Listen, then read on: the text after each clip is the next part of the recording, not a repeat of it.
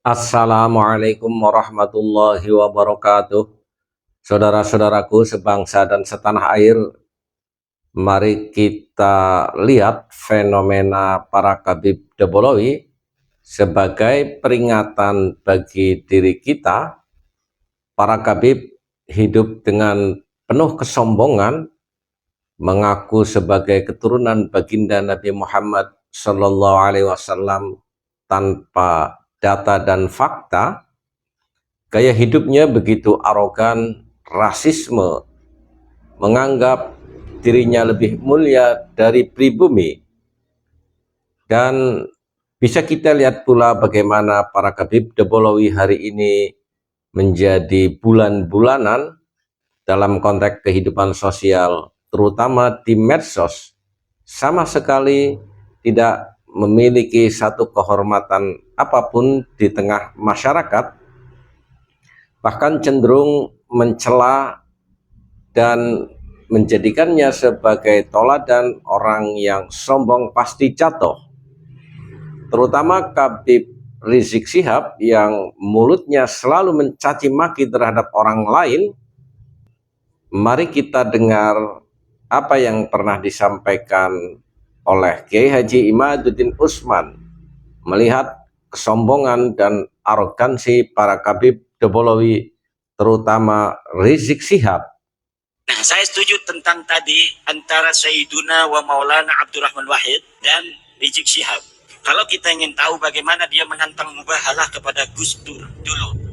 Gus Dur, bawa anakmu, bawa istrimu, yuk kita bermubahalah. Siapa di antara kita yang dapat laknat? Siapa di antara kita yang mati mendapat laknat? Kalau saya dalam kebenaran, maka kau akan mati mendapat laknat. Kalau kau dalam kebenaran, saya dan keluarga akan mendapat laknat. Mati dalam su'ul khotimah, katanya kan.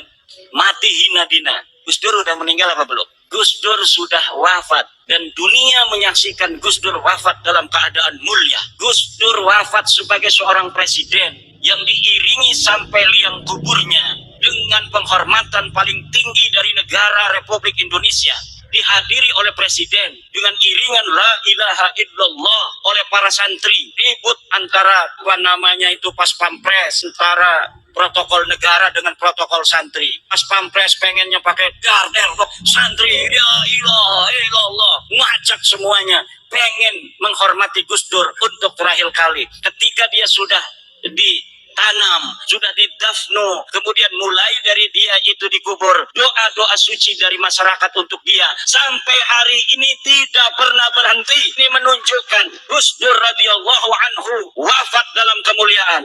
Ketika hidup dia hidup dalam kebenaran, negakkan kebenaran, dan ketika wafat dia wafat husnul khatimah, wafat dalam keadaan mulia. Sekarang tinggal musuhnya yang mubahalah itu.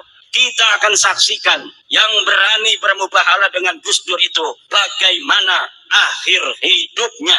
Hari ini alamannya sudah mulai nampak. Bagaimana setiap hari dia merendahkan dirinya dengan kehinaan, terus menuju titik nadir kehinaan yang paling hina dina. Terima kasih.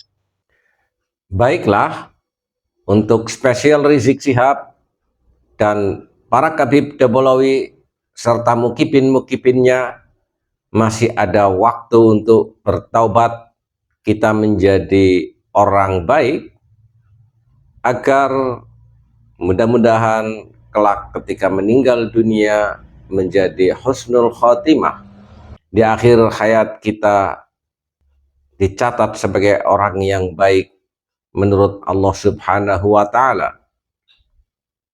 Bertobatlah dari klaim kalian ngaku sebagai cucu Nabi Muhammad SAW yang ternyata palsu, dan mintalah maaf kepada bangsa Indonesia atas kelakuan konyol kalian selama ini mengotori sejarah perjalanan Nusantara, atau kalian akan terjerumus pada kehinaan akibat dari ulah kalian sendiri yang begitu sombong. Dan pada hari ini pribumi sudah berani melawan dengan berbagai cara untuk merungkat, untuk menjadikan kalian hina dina kalau masih terus sombong seperti sekarang ini. Upaya perlawanan yang sedang berlangsung pada hari ini, salah satunya dengan melakukan gugatan ke Mahkamah Konstitusi tentang status kewarganegaraan para Khabib Debolawi yang ternyata belum mendapatkan keabsahan sebagai WNI. Ada konsekuensi logis ke depan. Anda harus pulang ke Yaman atau mengikuti prosedur aturan yang berlaku di negara Kesatuan Republik Indonesia. Bersiaplah. Walafu minkum. Wassalamualaikum warahmatullahi wabarakatuh.